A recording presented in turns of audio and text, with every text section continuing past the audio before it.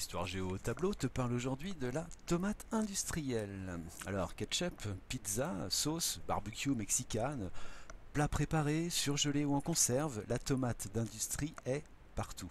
Mélangée à de la semoule ou à du riz, elle entre dans les recettes des plats populaires du monde entier, autant que dans les mets traditionnels, du mafé à la paella en passant par la shorba, en jus dans l'avion, en tartine au Maghreb, de l'Australie à l'Iran, du Ghana à l'Angleterre, du Japon à la Turquie, de l'Argentine à la Jordanie, le concentré de tomates et tous ses dérivés sont parfaitement universels. Le concentré de tomate est le produit industriel le plus accessible de la mondialisation. Il est à la disposition de tous, y compris des personnes en situation de pauvreté absolue. Aucune autre marchandise de l'ère capitaliste n'est parvenue à une telle hégémonie globale. Et c'est pourquoi cette tomate industrielle sera au cœur de l'étude de cas sur un produit mondialisé, comme l'indique le titre, qui peut donner lieu à un sujet de composition le jour du bac. Je rappelle que sur un tel sujet, le candidat a le choix du produit qu'il prend en exemple pour illustrer le fonctionnement de la mondialisation. C'est dans le cadre de ce chapitre que s'inscrit cette étude et la problématique sur un tel sujet est donc la suivante. Comment la tomate industrielle révèle-t-elle, ce serait le mot-clé de la problématique, comment la tomate industrielle donc révèle-t-elle le fonctionnement de la mondialisation? Voilà, alors les quelques mots de l'introduction sont extraits d'un livre qui est paru au printemps 2017. L'Empire de l'or rouge, écrit par monsieur Jean-Baptiste Mallet, vous voyez son nom s'inscrit ici sur la couverture de ce livre, et l'étude qui suit s'inspire énormément de cet ouvrage. Alors ce monsieur est journaliste et il a consacré 2 ans à enquêter sur ce produit qui est tellement familier, ce qu'il appelle lui-même une évidence intemporelle. Voilà, un petit peu comme ça qu'il appelle la tomate, une évidence intertemporelle. Tant en clair, ça nous semble naturel qu'on ait toujours eu de la tomate dans notre alimentation, alors qu'il n'en est rien. Cette tomate d'industrie, elle est intégrée à notre quotidien, elle est partout, tout le monde en mange, et la plupart des gens n'en ont jamais vu. Alors en voici une ou même plusieurs. Voilà donc ce que c'est que la tomate d'industrie.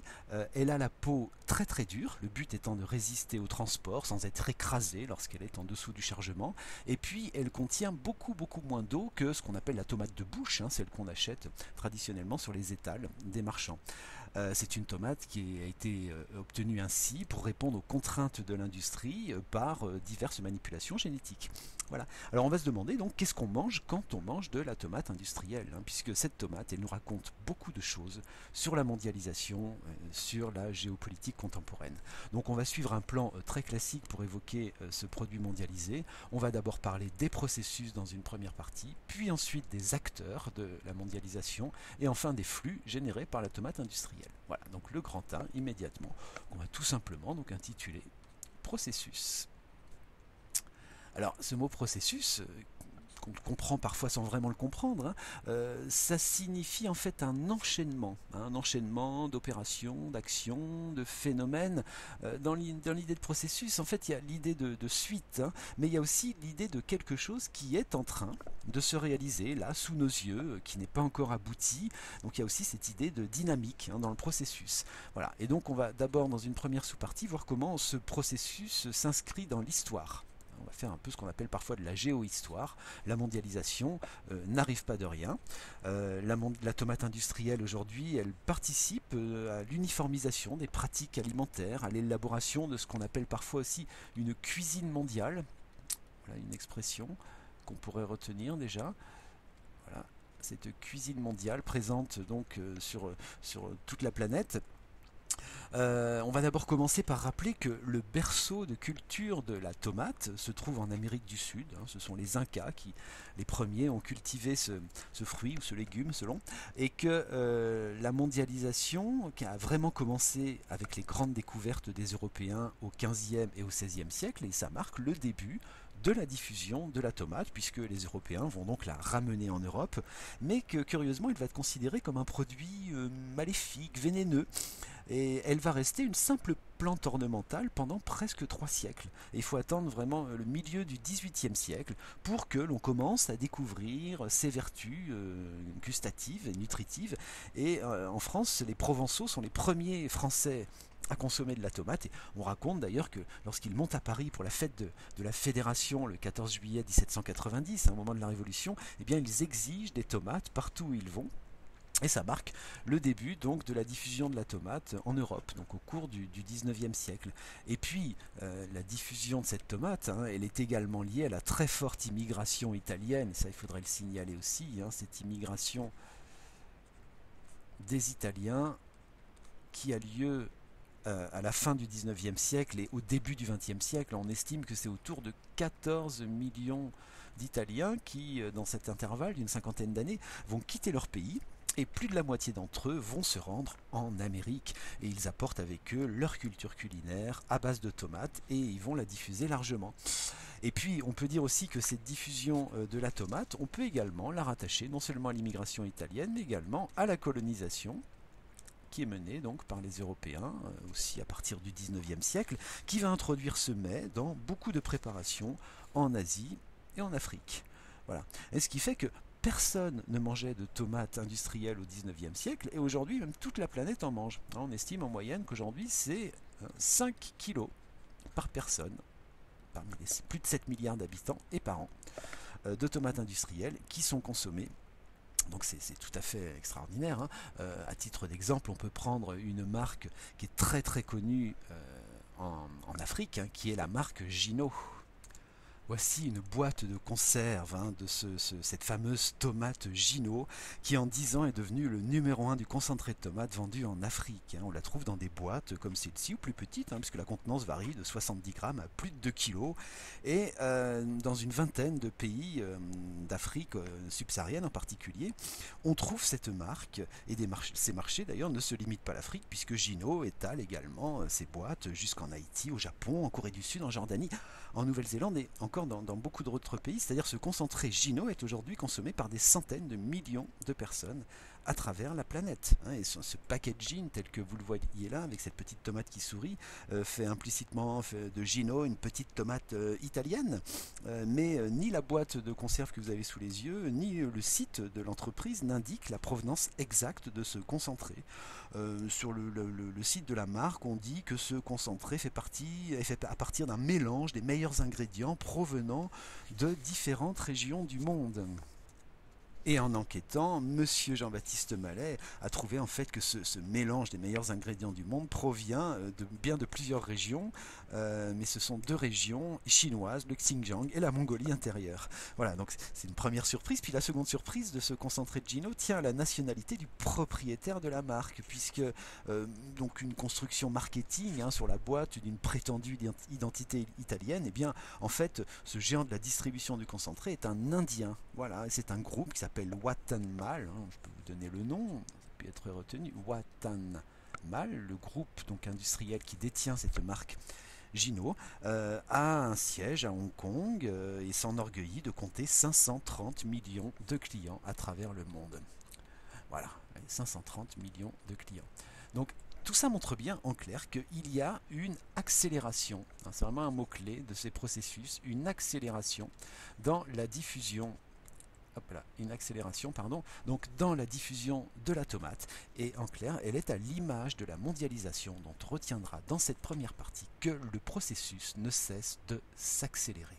Voilà une notion très importante. Dans un grand B, nous allons étudier maintenant comment ce processus est basé sur des techniques. Voilà, donc un processus basé sur des techniques, tel est le titre de ce grand B.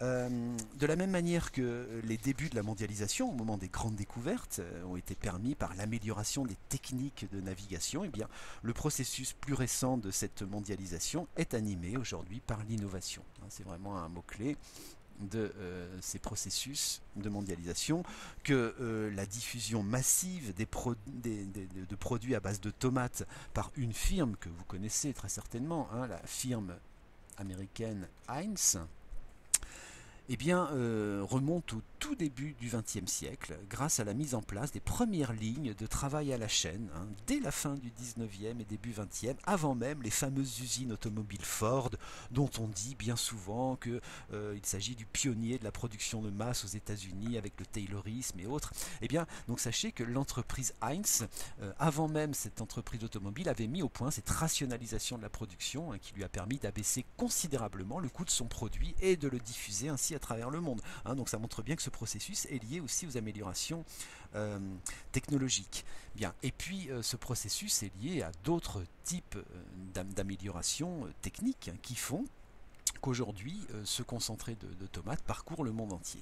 On va tout d'abord, si vous voulez bien, regarder une petite carte des producteurs de tomates pour mieux le comprendre. Alors, je parle de producteurs de tomates industriels. Donc voici ce planisphère qui permet d'individualiser 3 producteurs essentiels.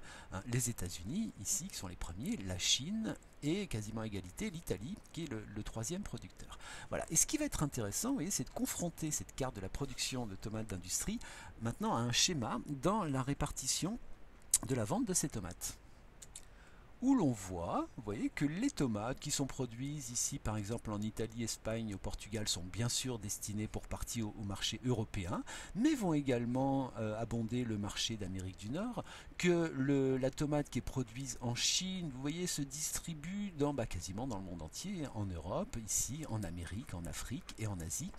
Quant aux tomates produites aux États-Unis, de la même manière, on voit que leur distribution, le commerce, concerne l'ensemble de la planète.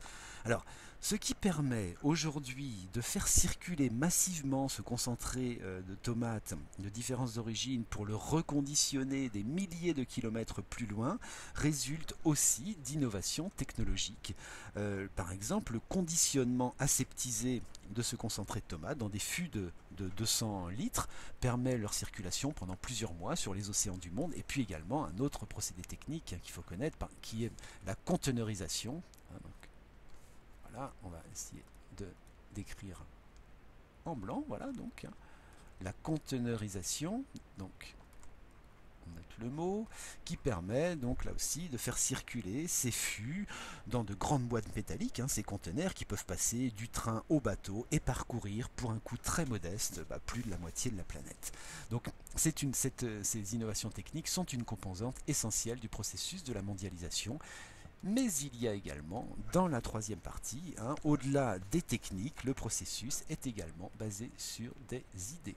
Et c'est absolument indissociable. Donc on peut bien sûr parler des techniques, mais il faut également évoquer ces idées, c'est-à-dire en clair, pour le dire simplement, que la tomate industrielle répond aux exigences de ce qu'on appelle parfois la division internationale du travail, à savoir que la production est concentrée dans quelques pays qu'on vient de voir, qui ont ce qu'on appelle les avantages comparatifs, c'est-à-dire souvent des conditions climatiques ou une main-d'œuvre abondante et bon marché, qui fait que ces pays sont très compétitifs. De la même manière, ces tomates sont ensuite transformées, puis diffusées mondialement dans les endroits qui vont offrir les meilleurs avantages, que ce soit en termes de coût de main-d'œuvre, en termes de fiscalité ou d'ouverture maritime, pour pratiquer ces différentes opérations. Jean-Baptiste Mallet, dans son ouvrage, compare le secteur alimentaire au secteur automobile qui a souvent ce qu'on appelle des équipementiers, des entreprises sous-traitantes qui vont fournir les grands constructeurs en équipement, justement. Eh bien, là aussi, il y a ces équipementiers qui, dans le secteur agroalimentaire, produisent tous les produits de base qui entrent dans la composition des aliments standardisés. Et qu'un composé alimentaire comme le ketchup Heinz soit assemblé en Chine, en Europe, ou en Amérique du Nord, importe peu. Ce qui change, ce sont juste les équipementiers californiens, ou italiens, ou chinois. Donc cela montre en clair que ce principe-là répond à cette idée du capitalisme, du libéralisme, de l'ouverture des économies mondiales, tel que l'illustre bien souvent également le cas de la Chine, qui depuis les années 80, avec sa politique d'ouverture et d'insertion dans le capitalisme mondial, a bouleversé une grande partie de la donne. La production agricole chinoise a littéralement explosé depuis une vingtaine d'années. C'est vrai que dit parfois à tort que l'agriculture chinoise est présentée comme le secteur en panne de l'économie, mais c'est faux, puisque le secteur agroalimentaire chinois est passé en 30 ans d'un modèle traditionnel à un système industriel d'agriculture intensive, structuré autour de géants, et de la même manière que la Chine exporte des produits électroniques, elle exporte désormais des produits alimentaires à bas coût qui sont consommés sur tous les continents, et la tomate industrielle en fait partie, avec d'ailleurs parfois une main-d'œuvre un petit peu douteuse. Jean-Baptiste Mallet révèle qu'au cours de son enquête, il a découvert que dans certaines exploitations agricoles chinoises, eh bien, travaillaient de force des prisonniers, et parfois même des prisonniers politiques, qui sont enfermés dans des camps chinois, les camps qu'on appelle des laogai. Voilà. Il a recueilli des témoignages, et selon plusieurs ONG, ce travail forcé concerne plus de 4 millions de Chinois. Donc, les idées du capitalisme contemporain, basées sur le profit, la compétition, la mise en concurrence mondiale, fait que le marché de la tomate voit se jouer ces idées, entre les acteurs italiens, chinois, américains, qui se battent par exemple pour occuper le marché africain. On va en reparler tout de suite dans la seconde partie de cette étude, puisque je viens de citer le mot. Nous allons évoquer maintenant, dans le grand 2, ce qu'on va appeler les acteurs de la mondialisation. Donc quand on parle d'acteurs, on entend des personnes physiques, mais également parfois des personnes morales qui vont intervenir, qui à travers leurs choix, leurs stratégies, leurs décisions, vont influencer sur ce processus. Alors attention, ne confondez pas, parce qu'on le trouve souvent, des acteurs et des territoires. J'entends qu'une ville mondiale comme New York ou Paris, ou qu'un pays, comme la France, les États-Unis ou la Chine, ne sont pas des acteurs, ce sont seulement des territoires, c'est-à-dire la scène sur laquelle les différents acteurs vont intervenir. Et alors parmi ces acteurs, le principal, on va commencer par lui, on va dire que cette mondialisation, elle est avant tout organisée par les grandes firmes transnationales, les FTN. Voilà, donc ça c'est un symbole bien sûr qu'il faudra absolument connaître, ces firmes transnationales qui sont essentielles. À titre d'exemple d'une firme transnationale, Heinz, bien sûr, dont nous avons déjà parlé à travers l'exemple de cette grande FTN, eh bien, ça va illustrer leur rôle essentiel dans la mondialisation. Je le disais au début, Heinz est une entreprise qui naît à Pittsburgh aux États-Unis à la fin du 19e siècle, qui va connaître un développement très rapide, connaître des restructurations importantes à plusieurs reprises de son histoire. On va s'arrêter sur une période au tout début des années 90 où il y a eu lieu une grande restructuration chez Heinz, où l'entreprise a décidé de se retirer purement et simplement du secteur des matières premières. Voilà, ne plus produire ce qui est à la base de ces produits, comme l'amidon de maïs, la tomate, le glucose ou autre. Ils ont remplacé ces usines de production par un réseau mondial d'achat centralisé des matières premières qui a été créé au sein de la compagnie, avec un bureau unique de décision qui dispose de réseaux d'information pour pouvoir négocier de manière centralisée l'achat des matières premières. Ce qui fait dire au président directeur général de Heinz, Tony O'Reilly, nous avons fait de Heinz une prodigieuse entreprise totalement globalisée. Nous avons construit des stratégies à l'échelle globale et Heinz doit désormais poursuivre ses efforts afin que ses marques soient les premiers choix des consommateurs du monde entier, et ce, partout sur la planète, aujourd'hui et pour toutes les générations à venir. Voilà, je viens de citer ce directeur de Heinz, mais vous comprenez en clair que ces firmes transnationales mettent en place des stratégies territoriales à l'échelle du monde en jouant précisément des avantages comparatifs et du très faible coût du transport, des matières premières, du concentré ou même des produits finis. Pour terminer et illustrer la puissance de ces FTN, je précise qu'en 2015, la compagnie Heinz et une autre grande société d'agroalimentaire qui s'appelle Kraft Foods, qui est également une autre grande compagnie américaine, donc ces deux compagnies ont fusionné en 2015 et ont formé aujourd'hui un véritable mastodonte qui rassemble 13 marques sous son égide et qui fait de cette firme transnationale la 5e plus grande compagnie du monde de l'industrie agroalimentaire. Donc vous voyez, ces FTN prennent une importance énorme et bien sûr ce sont elles qui organisent tous les flux qui sont liés à la mondialisation et au choix qu'il faut faire dans l'installation de leurs usines, de leurs zones de production et de consommation. Voilà, donc on comprend pourquoi on évoque en tout premier lieu les FTN, mais bien sûr il y a d'autres acteurs, et en particulier on va voir maintenant dans le grand B ce qu'on va appeler d'une manière générale les acteurs publics de la mondialisation. Et bien évidemment, parmi les acteurs publics, le principal, celui dont on va parler avant tout, c'est l'État. Puisque l'État, vis-à-vis de la tomate industrielle, a un rôle important, un rôle de contrôle sanitaire de la qualité des produits qui vont être mangés, un contrôle également douanier. C'est ainsi, par exemple, que lorsque des fûts de tomates d'industrie passent la frontière extérieure de l'Union européenne, eh bien, il y a des droits de douane qui s'élèvent à 14,4% de la valeur de la marchandise. Et c'est ainsi donc que les États vont essayer de contrôler ce marché de la tomate industrielle. Mais ce contrôle est à relativiser, puisqu'il y a certaines marchandises qui peuvent échapper à ces taxes à l'entrée. On appelle ça le système du perfectionnement actif. C'est-à-dire qu'une matière qui entre dans l'Union européenne ne sera pas soumise à des taxes si elle est destinée à être transformée puis réexportée en dehors de l'Union européenne. C'est ce qui explique que bon nombre de concentrés de tomates chinois arrivent dans l'Union européenne et en ressortent transformés puisqu'ils seront passés dans des usines napolitaines où ils sont réhydratés, reconditionnés, c'est-à-dire mis en boîte. Ces boîtes portent les couleurs de l'Italie et puis ces boîtes tricolores sont ensuite réexportées hors de l'Union européenne, par exemple en Afrique. Bien, mais il n'empêche que l'État cherche néanmoins à contrôler donc ce commerce, et puis les États ont le pouvoir aussi parfois de surveiller ce commerce de la tomate, même d'impulser l'activité. On disait tout à l'heure de la Chine, comment elle s'est insérée dans l'économie mondiale, et c'est sous l'influence de l'État chinois qui a décidé d'ouvrir ses marchés. Donc c'est vrai dans un État très dirigiste comme la Chine, mais c'est aussi vrai aux États-Unis. Jean-Baptiste Mallet note par exemple comment, dans les années 1960, l'État fédéral américain a financé des programmes pour développer les premières machines de récolte de tomates, et que l'automatisation de la tomate d'industrie tient beaucoup au soutien très actif de l'État américain à cette époque. Voilà, donc on comprendra que l'État est un acteur public important et qui bien souvent d'ailleurs va se heurter aux firmes transnationales, puisque autant les intérêts de ces firmes transnationales sont le profit, et l'État lui défend d'autres intérêts, on le disait sanitaires par exemple, et de ce fait va parfois pouvoir s'opposer ou devoir s'opposer à ces firmes transnationales.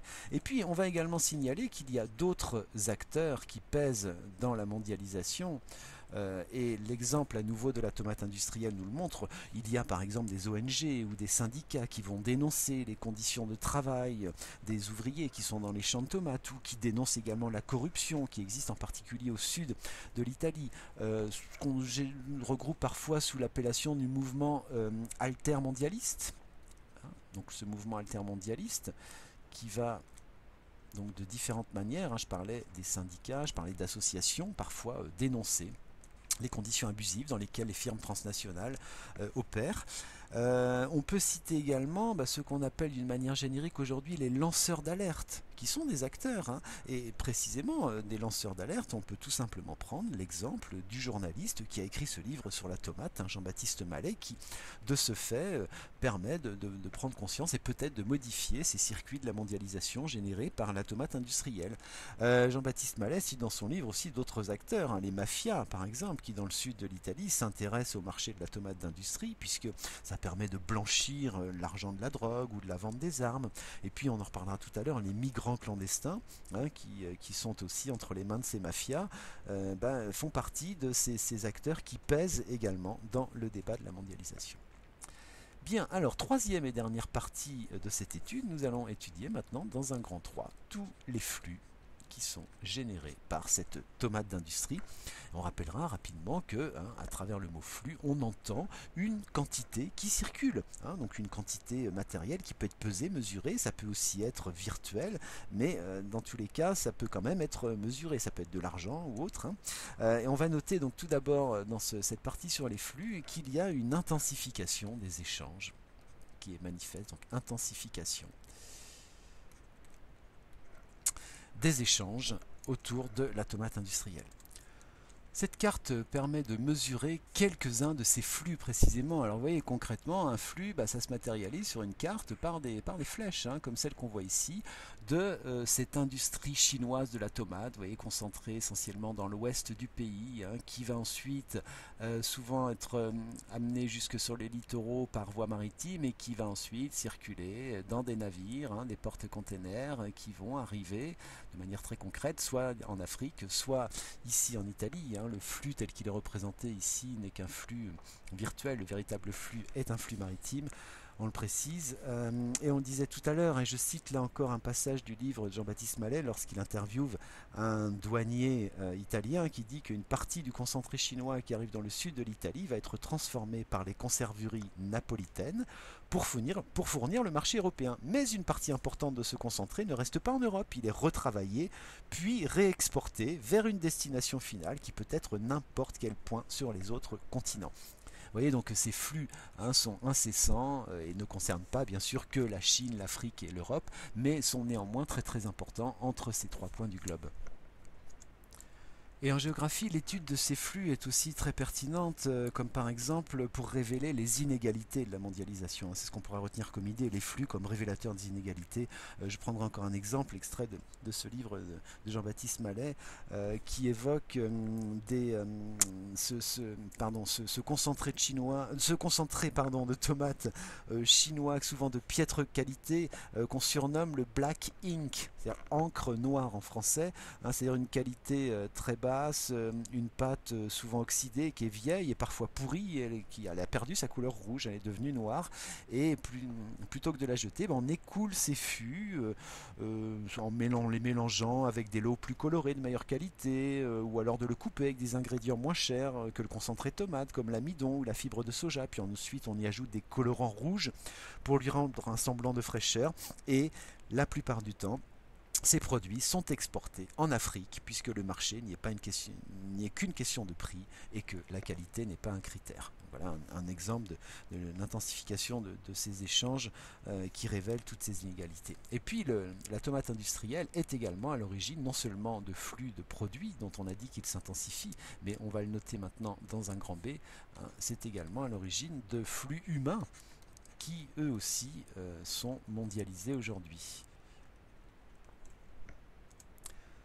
C'est ainsi qu'il est évoqué dans ce livre des migrants africains, parfois chassés de chez eux par la crise paysanne liée à l'introduction de la tomate chinoise, qui se retrouvent réduits en esclavage par des mafias italiennes à ramasser des tomates dans le sud de l'Italie. C'est ainsi que Jean-Baptiste Mallet rencontre un producteur au Ghana qui se désole que ces tomates soient beaucoup plus chères que le concentré vendu par les Chinois et qui s'inquiète du devenir de ses enfants, et c'est une réalité. On rappelle ici qu'en 2015 et en 2016, c'est plus de 150 000 personnes de réfugiés africains qui ont débarqué en Italie. Et M. Mallet a rencontré au cours de son enquête un immigré originaire du Sénégal qui lui dit texto: la récolte des tomates au Sénégal n'était pas un travail facile et c'était peu payé. Pourtant, je regrette cette époque où je récoltais des tomates au Sénégal, car chez moi au moins je n'étais pas traité comme un esclave. Cet immigré sénégalais il a rencontré dans le sud de l'Italie, qui est aux mains de mafias chinoises qui organisent le marché du travail pour une misère de tous ces immigrés. Et pour conclure cette étude sur la tomate industrielle, je vais à nouveau laisser la parole à M. Mallet, qui lui affirme qu'on ne vit pas dans une démocratie alimentaire, que dans l'agro-industrie, c'est le despotisme qui règne, et c'est vrai que ça nous interroge sur qui contrôle ces marchés. Puisqu'il nous évoque donc ces boîtes de concentré de tomates qui sont autant de métaphores du capitalisme. Dans la tomate d'industrie, des monopoles se sont constitués au cours des 2 dernières décennies. La production, orientée par les seuls intérêts du capital, n'a cessé de répondre à des objectifs de massification. Et il y a eu un processus de concentration avec des économies d'échelle et des méga-usines qui produisent aujourd'hui un type de marchandise conditionné dans une multitude d'emballages. Mais c'est bien la même boîte contenant le même concentré qui sera consommé dans le monde entier. La variété de l'habillage maintient vivante l'illusion du choix. Il dit qu'en apparence, le capitalisme porte la promesse de diversité, de concurrence, de liberté pour le consommateur, mais que dans les faits, il ne sert que des intérêts particuliers. Et il s'interroge pour terminer, nous en resterons là, pendant combien de temps encore faudra-t-il accepter de consommer des produits opaques? Puisque l'industrie est un pouvoir, pourquoi l'industrie ne serait-elle pas contrôlée par des contre-pouvoirs démocratiques?